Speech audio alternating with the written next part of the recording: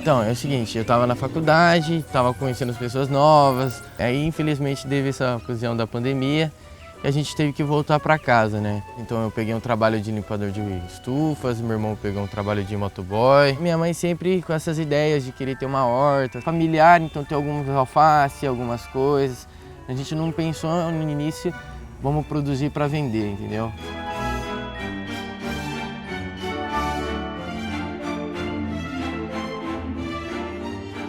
Peguei a bicicleta, fui dar umas voltas e tava num dia tão gostoso, fresco, um sol bonito. Eu falei, vou na beira da lagoa, né, ver o pôr do sol, pá, tranquilo.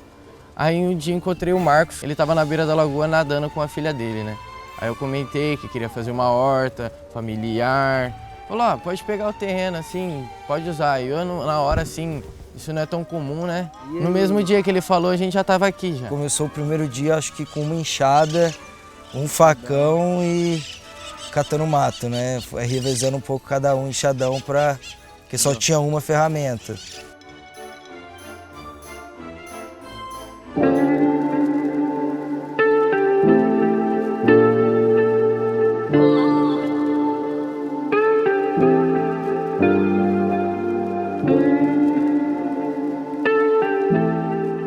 O lixo de alguém, às vezes, é O ouro da gente.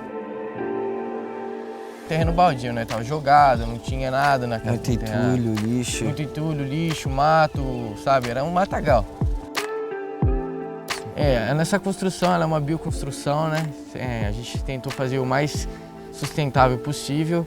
Ela, em torno, a gente gastou de uns R$400 com ela, que foi só a estrutura De madeira tratada. De resto, foi tudo que a natureza nos forneceu, né? Fala, molecada! Aí, ó, produção.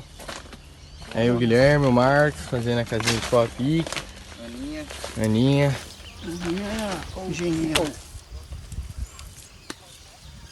Bambu a gente tinha no ambiente, madeira tinha no ambiente, né? As madeiras mais rústicas, né? A palha em cima a gente tinha das palmeiras, né? As folhas de palmeira. E aquela cicatriz lá a gente deixou para mostrar qual é a raiz da casa em si, que a gente rebocou, né? A gente quis deixar uma faixa, mesmo que pequena, relativa ao tamanho do reboco, mas para a pessoa sentir a casa por a mão e ver o barro mesmo, a rachadura que o barro quando ele seca da bioconstrução, E né? deixar um pouco da energia da casa, porque não foi só nós que construímos uma casa, foi uma galera, né, que veio ajudar a gente. Uma coisa tão rápida assim, no meio da faculdade, que essa coisa que muita gente se sensibilizou e ajudou. Aí, Atender cliente. Show. E aí, tranquila? Firme não? Ó, esse é o Brunella, que é o mais um crespinho, crocantezinha. tem a romana que tá uma delícia Romana também. Pode ficar aí. Eu vou mudar rapidinho a água. Vamos molhando.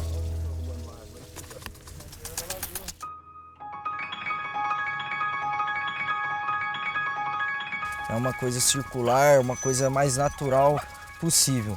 E encaixou certinho com a permacultura, que é misturar várias espécies e famílias, né, no mesmo ambiente. E auxilia na questão de pragas, na questão de absorção de nutrientes. Colocar um ovo ali, porque daí a borboleta, a mariposa assimila que tem um ninho de galinha, um passarinho, então ela fica meio apreensiva para colocar o alvo dela, né? Então ela vai para outro lugar. Então ela fica com medo de eu vir uma galinha e comer ela, entendeu?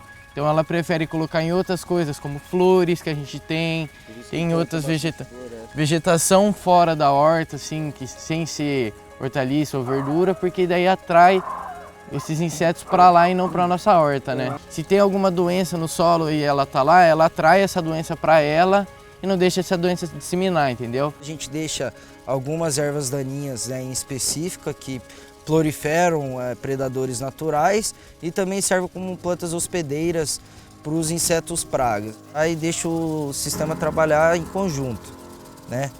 Uma escola da vida também, né? Você aprende as dificuldades de um pequeno produtor, né, de uma agricultura familiar, você aprende questões assim sociais também, a questão do preço, às vezes você exclui pessoas que também deveriam se alimentar bem, né? Mistura gerações, mistura ideias. Crianças a gente ensina às vezes a colher uma beterraba, por exemplo, ou uma cenoura. Todo mundo comenta, a gente chega aqui, sente uma energia legal, não dá vontade de ir embora. Sei lá, eu era uma pessoa um pouco mais ansiosa antes, né? Eu era um pouco mais preocupado. Às vezes tentava planejar muita coisa e o tempo ele mostra para você tudo diferente, né? Acaba começando a entender que você tem que respeitar aquele tempo do outro ser. Se é tanto um ser humano, se é tanto uma planta, um inseto, um animal, você tem que respeitar. Assim, a gente no momento está enfrentando um problema que é a questão da água, né? Quem não tem condição vai passar perreco e é uma coisa injusta, né? Porque a gente vê que a nossa geração mais nova está pagando o preço de uma geração mais antiga que achou que nada ia acabar. É, a pior seca que está tendo, eu acho que em 45 anos para mais. Até 600 metros, toda a água que cai no solo volta para o lençol da lagoa, né? E então, como a gente não usa nenhum agrotóxico, nenhum tipo de agrotóxico, nenhum defensivo, a água que volta é mais limpa do que já estava na lagoa, porque passa por toda a filtragem de solo, micro-organismo, rocha, areia, a planta, então tudo isso volta para a lagoa. Mas a quantidade de água que abaixa por dia é absurda. Então, e a gente pega a água de uma lagoa que abastece a cidade, né? A gente está vivendo uma situação bem complicada, que é ter que estar cada vez mais próximo à lagoa, dentro dela, né?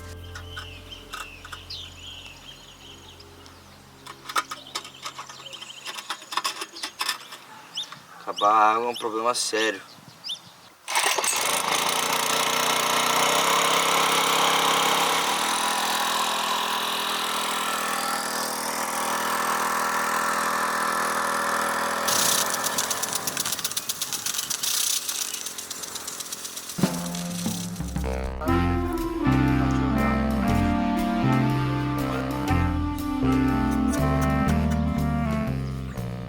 Todo problema ele serve para você evoluir alguma coisa, né? Então, se você resolve um problema, consequentemente aparece outro problema, né? Mas você evoluiu naquele, então faz parte, eu acho.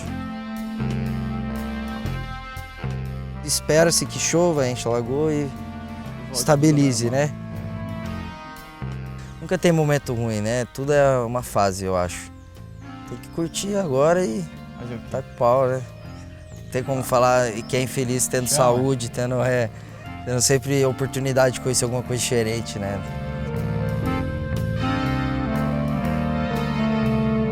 Quem sabe, sabe. Quem não sabe, não sabe. Essa é a história da vida.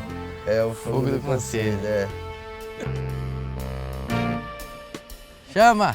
Chama! Chama, papai. Fechou? Prazer.